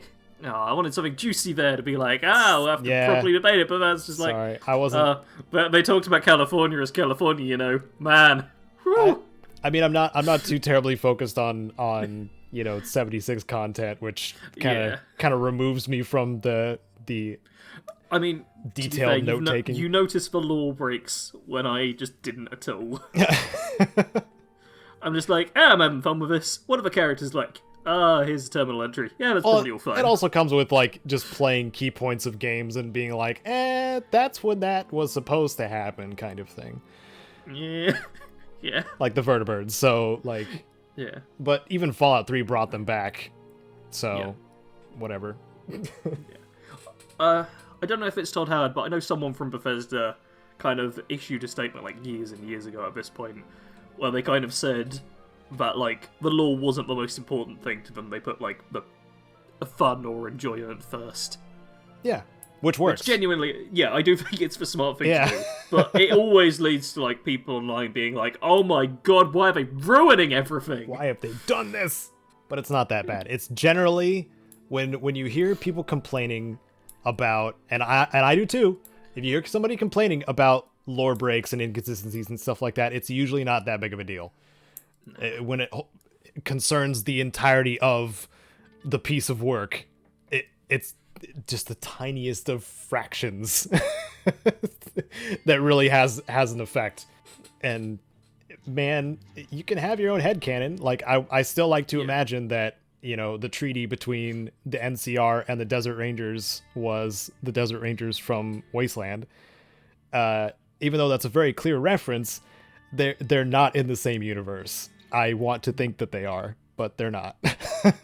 So, it's make your own headcanon or whatever, but sometimes it's not gonna add up to what you want it to be, which is fine. Just play the game and ignore it, I guess, or don't take it so seriously.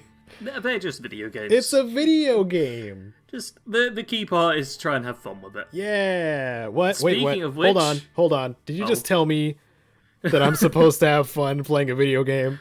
You are. I tell people this all the time.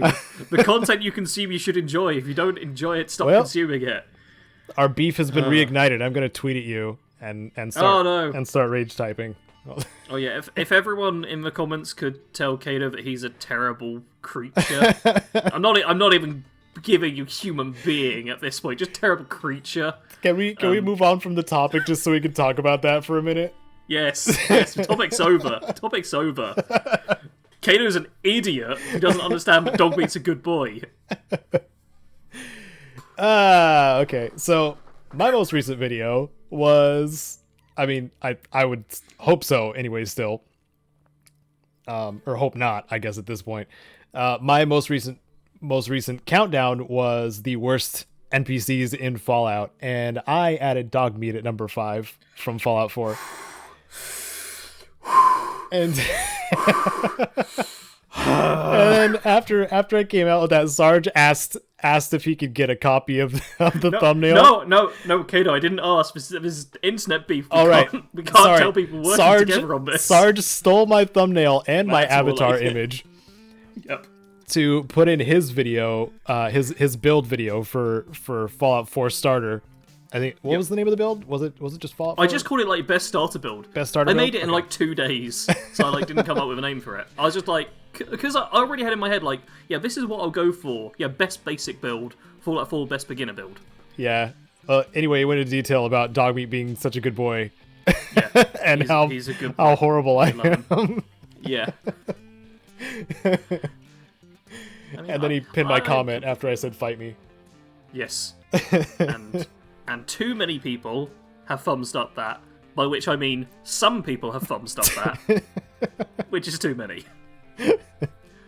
Yeah. Dogmeat is good, but you get the Lone Wanderer, like I mentioned in that video, you get the Lone Wanderer perk whilst having him as a companion still. Yeah. Which is like best of both worlds. Yeah. Like, he's good. He's alright. He's good. Like, I get that not everyone is a decent person and will accept that dogs are better than everything else, so should be rated at the top. Putting him in the worst list. Like 90% of the Fallout companions are humanoid. Humanoid. Terrible, man. Some people just don't understand. I would like to think that I made a pretty valid argument. I said positive things about Dogmeat before the negative. No, I mean, that's why I'm still on the Pipcast. If it had just been negative, clearly this would have been over. But no, I do like Dogmeat. He's a good boy. And man, when I went to get the little cinematic of him I did for my video of like talking about him as a follower, he lied down and started panting, and it was so cute. Oh, yeah, I like dogs. I do too. The extra work they put into like his animation specifically like is great and noticeable. Oh, when you give him a teddy bear and he plays with it. Yeah. And the fact he goes to like little dog houses that are around your camp. Yeah. Oh. I like catching all the dogs and cats at my camp. and just having a zoo. I'm just sat here smiling now thinking about dogs. This is nice. But yeah. So my worst NPCs countdown obviously is a bit spicy because I'm leaving the Dogmeat thumbnail up now because it's actually driving clicks.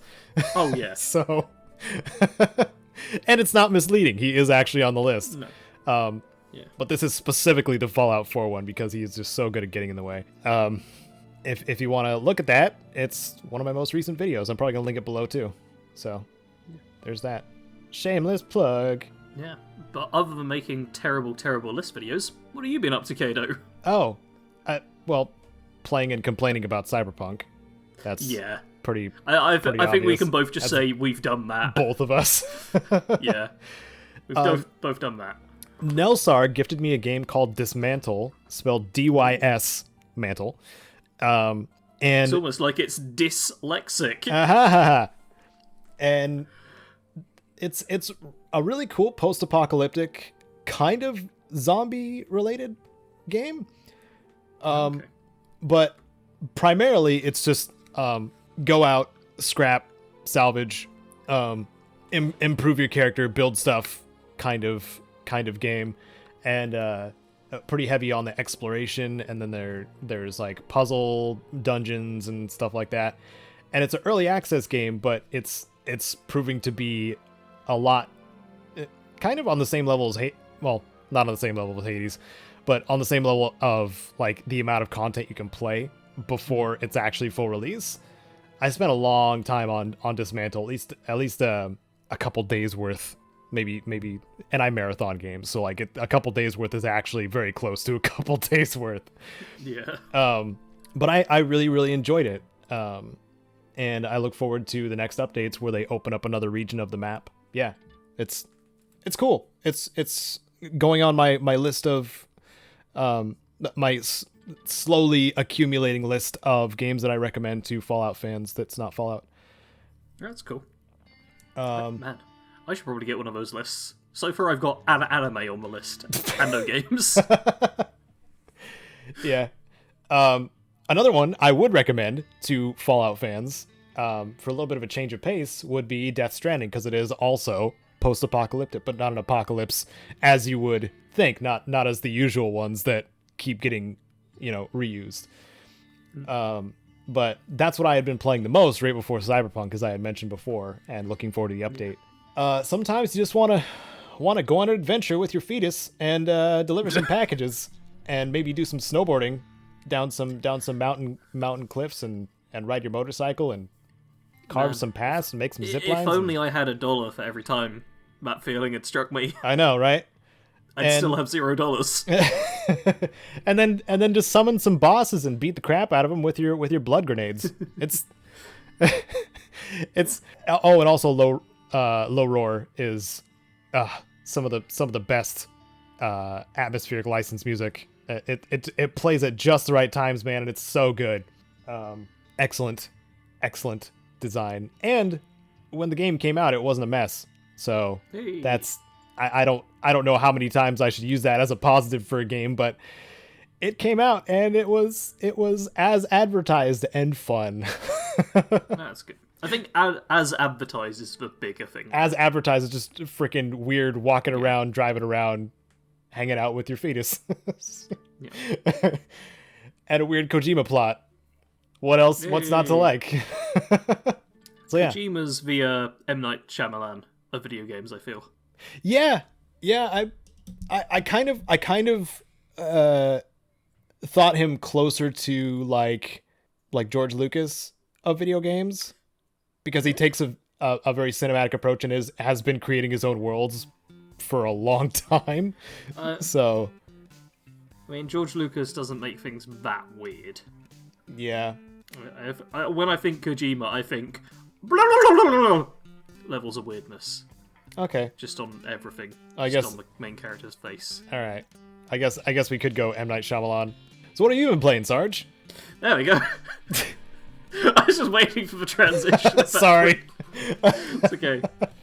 I've been playing 2 games which we've already spoken about, and a couple of games which I'll go over very briefly. Far Cry 4, I mentioned on the last episode of Pipcast, but I like it. It's fun.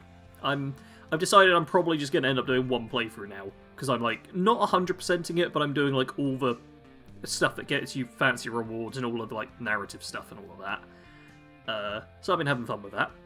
I played a little bit of Remnant from the Ashes, because I got that for free from the Epic Games launcher months and months ago, when they gave it away for free, because they just do that. And I finally ended up installing it and playing it, because Crazy Eyed Eddie had been streaming it like a month or so ago, and right when he finished streaming it, I was like, I'm going to install the game and see what it's like. And I played it, and I was like, wow, I really enjoyed this is cool. I remember that you asked me about it, and that we like playing it co-op, and that's right before I got my new PC. Yeah. But Epic, unlike Steam, doesn't have the file detection thing, where like if you go to reinstall something, it's like detecting known files or something like that. Like Epic doesn't do that. Okay. It's just like this file shouldn't be here. So you just kind of delete it and then reinstall completely. So I just didn't bother reinstalling it. Sorry. Yeah. That's alright. I only bothered installing it very recently. Okay. And I think it was literally a case of I noticed there was like one character called like the Sniper, one character called the Brawler, and I was like, that's me and Caedo! Oh my god! Man, I should play with him. I was like, that's literally why I thought about it, because I was like, cool, that's literally the thing, there's like 3 characters. I don't know what the third one is, because it sucks, because it's not one of those 2. I'll start installing it right now. No, you don't have to. I'm gonna do it. I'm probably not going to be back on playing it that often. I'm gonna do it. It was just like, it's a fun little game. I liked it. But what I've really been sinking most of my time into is Total Warhammer 1 and 2, because they've done the coolest thing possible with a sequel, which is, the first game is like a Total War game, big strategy set in the Warhammer world. And then the second game, it turns out there was an update fairly recently, which basically makes the entire first game and all of its DLC just added content to the second game. Oh. They just merge the 2 together. Oh, that's cool. Yeah, it's incredible, because I'm now playing Total War Warhammer 2 with just a massive map of like 75% of the entire Warhammer planet, basically. Wow. Where in the first game you had like the Orcs, the Empire, the Wood Elves, the Chaos and whatever. In the second game you've now got like the Tomb Kings, the Skaven, the Lizard Men, all of these other factions just on top of the first game too. And it just makes the map massive, and it's crazy. And there's so many like intricate things you have to consider now in the second game. It's like in the first game I played an Orc playthrough and just smashed everything. In this game now I'm having to be like, a bit more defensive, because I'm no longer starting at the bottom corner of the map and can defend myself. There's suddenly like Lizard Men and Tomb Kings and stuff all to the side, and there's Skaven burrowing underneath and making undercities, and it's an incredible game. Like, I've put in a lot of hours now, and there's so much more I still need to learn. That's an I'm RTS, just having right? fun with it. Yeah, it's like an army controlling one. If you played a Total War game before, you'll be familiar with it. It's just with Warhammer units and stuff, which means I get a giant lava spider to break down siege walls. Ooh. Yeah, there's so much cool stuff, and the factions as well. Man, I love the Warhammer world. It's my favourite fantasy world, so getting to play this has just been perfect. I absolutely love it. And after I stopped playing Cyberpunk, I just went straight back to Total Warhammer 2. Just straight away, I was like, yep, go back to this game. Really like it. You know, it's so good. Something we failed to talk about pretty much at all was What? Johnny Silverhand and Keanu Reeves in the game are... Yeah. You're just sighing. Yeah, I think that says enough for it. I liked his addition to the game. Yeah, like, the character's fine. I think I would have preferred it more if I liked more of the other characters, because he's supposed to be kind of a jerk to an extent. Yeah. And I think I would have really liked that if I connected with the other characters who aren't supposed to be jerks, but I didn't really. Mm-hmm. So it was just like, this guy's kind of a jerk. And there's like 3 characters I do like, one of whom I actually get to speak to anymore. So, yeah. Sorry, I should have added that during the Cyberpunk part. Just be like, yeah, Keanu Reeves is in the game, woo! Yeah, but he's it's in the game. Kind of overshadowed by everything else. Yeah. He does... all of the people in Cyberpunk, I think, do pretty good voice performances. Yeah. Apart from the times where it does literally sound like they had to record their lines over the phone. Yeah, there are moments, but there's also times where the audio filter doesn't catch the way it's supposed to. Yeah. Like when they're talking over the phone in the game, or the holo. You mean when they're sat right next to you and talking to you over the phone and stuff? Oh man, they do that to me too. Yeah. That's so funny. We've been mean enough to Cyberpunk. Let's call this episode of a Pipcast. The way the news is going Snowball with it, maybe Punk. it will have a complete turnaround by tomorrow, and we will be monsters. And everyone's gonna just. I want to be wrong. I want to be so wrong. Please do enjoy the game if you can. Like, that's it. And anyway. Yeah. Yeah. Thank you, Sarge. Bye. Thank you. I gotta do the outro. I can't remember it. Okay, all the links are down below for all the things that we talked about and probably more. And if you want to check out Sarge's channel, he's doing some cool builds and stuff and other things. Fancy editing now. And streams and fancy editing. That's very fancy editing for that build. So subscribe to Sarge if you want to check out his content. You know where I am. I am here. You're hopefully subscribed at this point. So comment about what you feel about the things that we talked about, especially Cyberpunk. I want to see some raging at Cyberpunk. And some people defending it. Yeah. Oh, yeah. There's got to be defenders, too. But if you want to catch the Pipcast again, it'll be in 2 weeks on Sunday, 10 a.m. Pacific. And we'll have a brand new topic to talk about and hopefully not like have it taken over by news as much. Hopefully not. We'll see. And until then, we will see you later.